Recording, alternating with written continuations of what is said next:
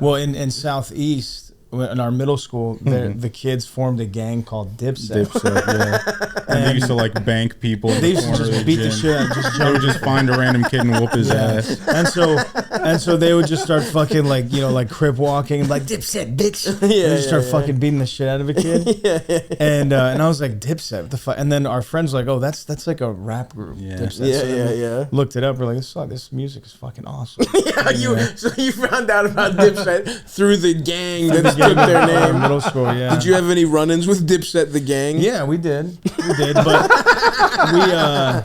they were food. We ate them up. Yeah, but dude, Southeast was baby prison. It was baby prison. I'm not even fucking kidding. I know, and that's we used what to the best get in part. Fights and shit. The best part is like that was the second best middle school. No, maybe the third or fourth. Ingenuity project. It's so funny because I tested into the actually good one. Roland Park. And my middle school experience is like it was like a bunch of rich kids. Like the worst behaved kids were the rich kids that got kicked out of their private schools for doing cocaine at 11.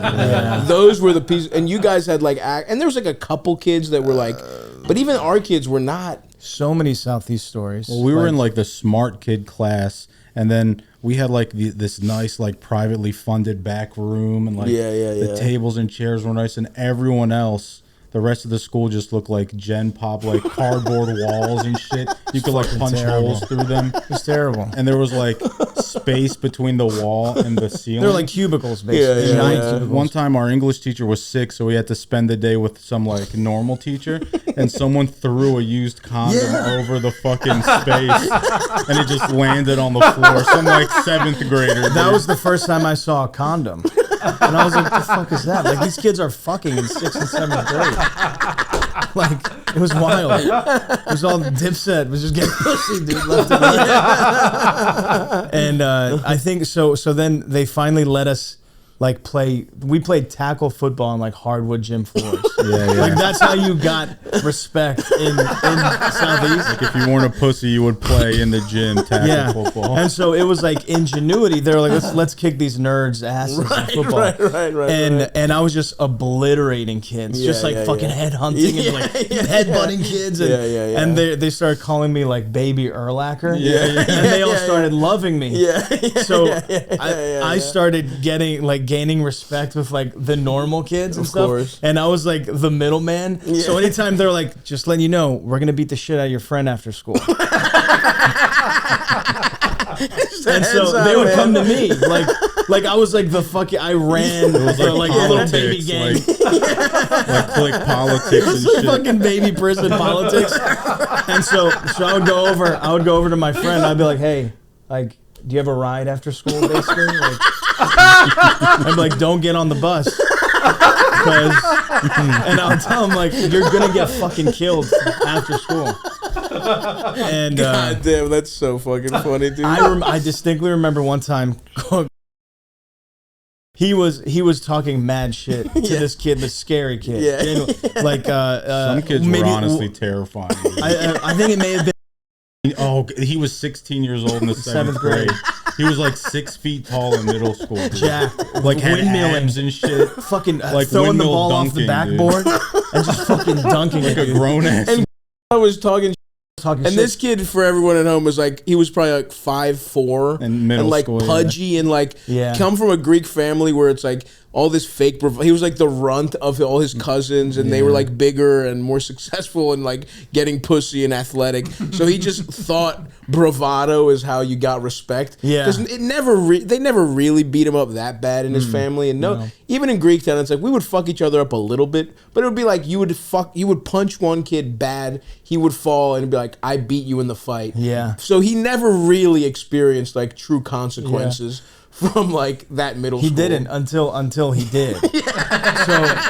So one time I was talking a bunch of shit. He challenged on one-on-one, and I was just dismantling him, and then actually crosses him up. Oh wow! And fucking sinks a 3. Wow! And he's like, "Fuck you, bitch!" Like just starts like he's like, "Yeah, what's up?" And then was like getting ready to like fucking kill him. I was like, "Whoa!" And I stepped in, and then we had to negotiate his punishment. So I was like, chill. And so then the leader of Dipset would come up, and it was like this little tiny motherfucker with like the raggiest fucking cornrows. Yeah. And he'd be like, all right, we need to talk about this basically. And I was like, all right, like what would be fair, basically. He got hot-headed, you know. And he said, that was like, I get to put him in like a chokehold for 10 seconds. And I was like, 7. And he was like 8. And then I was like, okay, but you have to do it when I'm there. So basically it's lunchtime. And I think I remember this story now. Yeah. It's lunchtime and we're sitting down and eating a sandwich. And I know it's going to happen. But doesn't. But that was the agreement. That was the agreement because I still had to earn their trust. I still had because if I would have tipped off, they would have known, and I would have lost that power. Your integrity, the safety of my gang. Yeah. And so eating a sandwich, like, and just like comes fucking walking, barreling down, and he always wore a tank top. Yeah, he always had a beater on. Fucking jacked, tatted up. That's it. 7th grade.